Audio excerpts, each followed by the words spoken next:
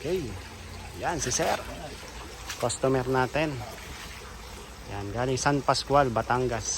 So, bibili si Sir ng 100 pieces. Ito, medyo magulo lang, makalat lang. Yan, kinuha ko na si Sir ng 100 pieces.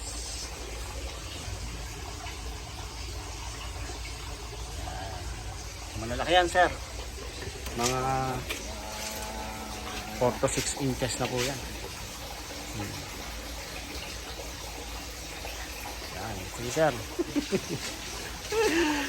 Yan ang ating tutuan. Yan. Okay, so ito yung ating... Ang breed nito may African Hito ang combination naman. Ano pa? Saan? African Hito pa o African Hito po. Opo. African Hito at yan, pure lang naman yan, Sir. Pure na African Hito. Yung jumbo size po yan, Sir. Meron ako dyan, Sir. Meron ako dyan isa. Nasa 5 kilo ang isa. Na breeder. Yan. Kasi ito, mga ano na ito. 10 inches na ito. Yan. Kasi ito, nilagyan ko ng net. Kasi natalon. Tumatalon sa labas eh. Yan, medyo magansa lang, Sir, yung amoy. Magkatalunan yung aking mga isda.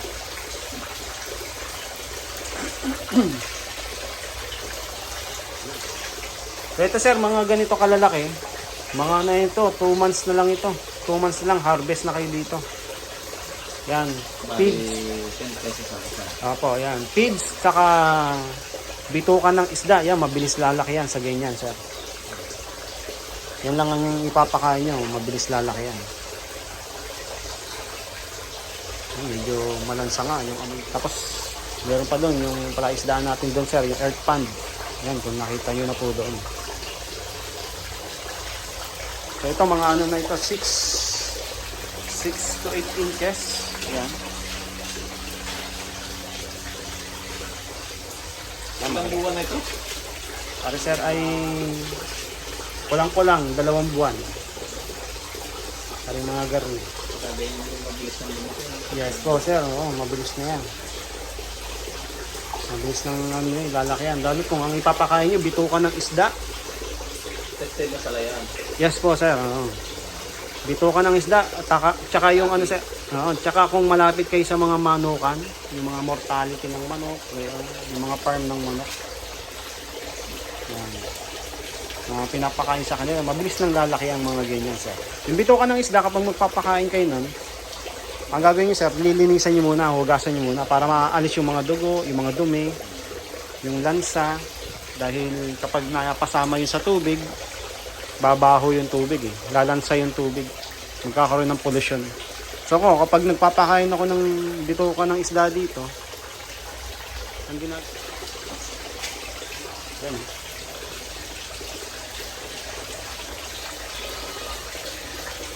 Wala pa na si ano?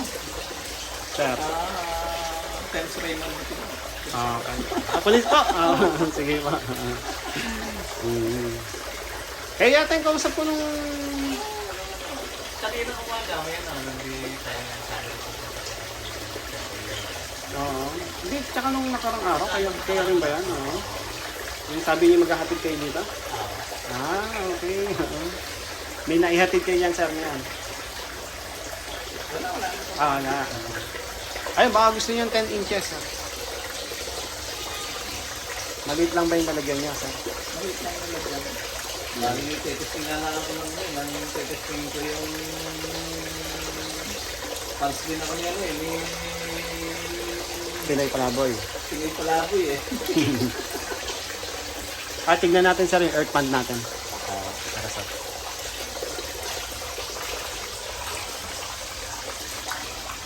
Saan kayo nakadistino, Sir? Sa Bawan lang. Bawan. Ito, Sir, earth pond natin yan. Silipin nyo lang po.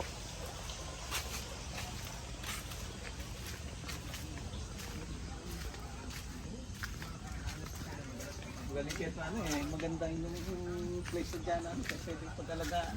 Oo. Yan ang aking tita. Nang si Sir Raymond, Police Bawan.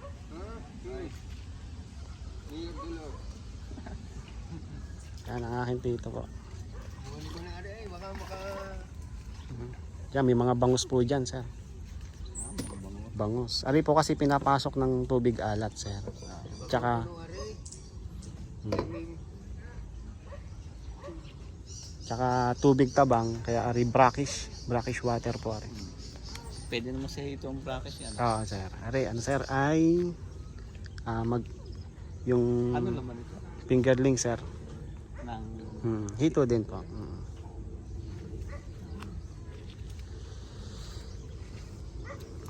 Yan, inuhuli.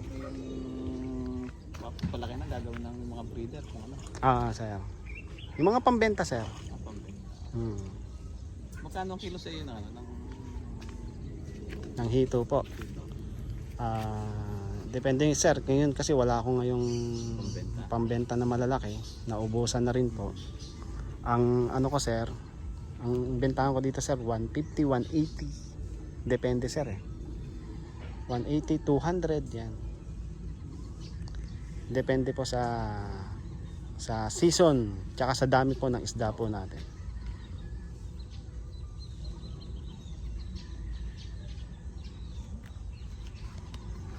Yan, kapag ano, sir, mga malalaki na ang kunin nyo, sir, para ano. Pagka nagtitesting lang ako. Kumuha ng gahan, sir. Pagka makakapagpalaki ng ano, yung testing kong isang dali, pagka yung i-prepare ko yung ano, yung malaki-laking ano. Tetesting, Ano sir. yung paglalagyan, sir? Magsusubok ako ng bioflow para malaki ang capacity ng ano, ng pag-isda pag-alaga. Yung ano, testing mo, subok mo. Subok mo. Isang daang piraso lang nga. Wala kayong hinati dito, sir, sa Bilibid? Wala. Wala nga yan. Yung nakaraang araw, may nasip kami na makaliwa. Sa bawang pala kayo nakadestino ka. Taga-Sampas ko lang ako. Kaya yung madali lang matukoy, sabi ko madali lang itong matukoy. Sabi ko. Pagkakita ko nung 7 fuel, may karatulan naman nun yung ano, yung headbill na ano. Okay. Kaya sabi ko, buti tukoy nyo rin. Wala naman. Hindi na ako nagtanong eh. Wala pa akong karatula dyan. Oo, ay taga-sampas ko lang. Yung maliligaw dito sa Batangas. Pauli-uli na kayo, ano?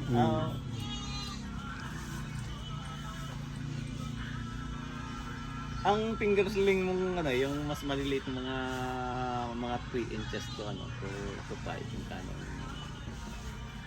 3 to 5. Ano yun, sir? Depende kasi, sir, sa pag-aalaga. Tsaka kinocompute ko pa yung mga gastos. Ilang beses Pero madalas sa mga ganun, sir, 3, 4. ilang beses ka magpanak ng isda? Depende, sir, sa breeder. Kapag marami akong breeder, edi every 2 months ang paanak natin ng hito. Kasi yan lang naman mga fingerlings. Halimbawa, magpapaanak ako ngayon. Bibilang lang yan, sir, ng mga 1.5 buwan, pang out na yan. I-out na natin yan. Hindi ka talagang out ng 5 pa na. Nag-out ako dati ng price, sir. Ngayon ay ubos na rin po. Baka itong October katapusan, sir, makapag-out ako. Yan, mga maliliit lang, mga 150 isa, mga 2 isa. Mamaya. Yan. Yan, mga kambing. Hindi kakain ng kambing pag naulan. Umay po.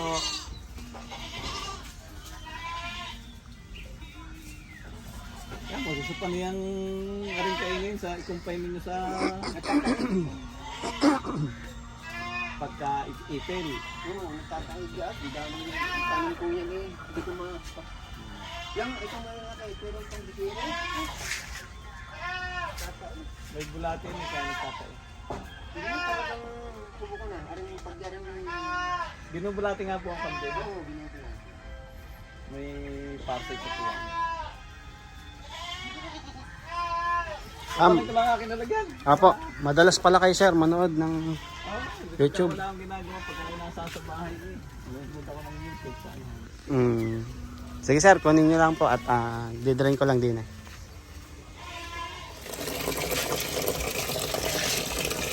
Yan, sinali na natin.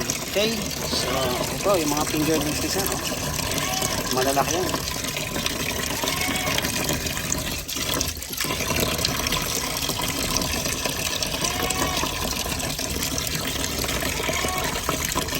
Four to 6 inches.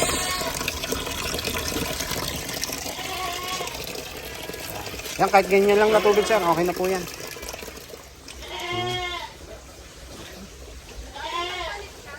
Sir, ito po sir. Pa. Okay na po ito sir. Okay na po yun. Dahil natin sir sa inyo. Ayun ang aking kuya pa.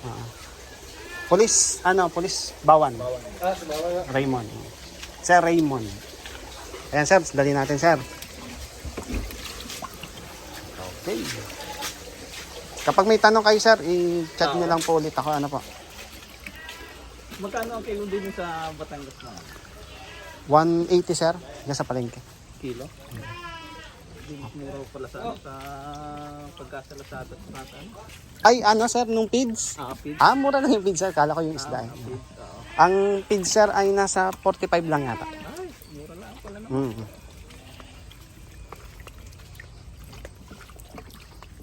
Mabilis na rin lalaki sir. Ari doon sa tab ko lang papanahin eh. Tsaka ito, wala nang mamamatay din sir kapag ganito kalalaki. Wala nang mortality lang. Oo sir. Talaga lang sa tubig wala nang ano. Yun.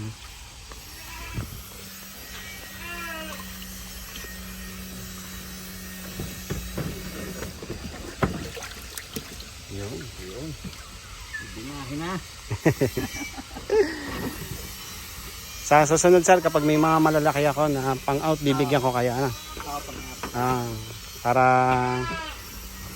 may pang-ulam.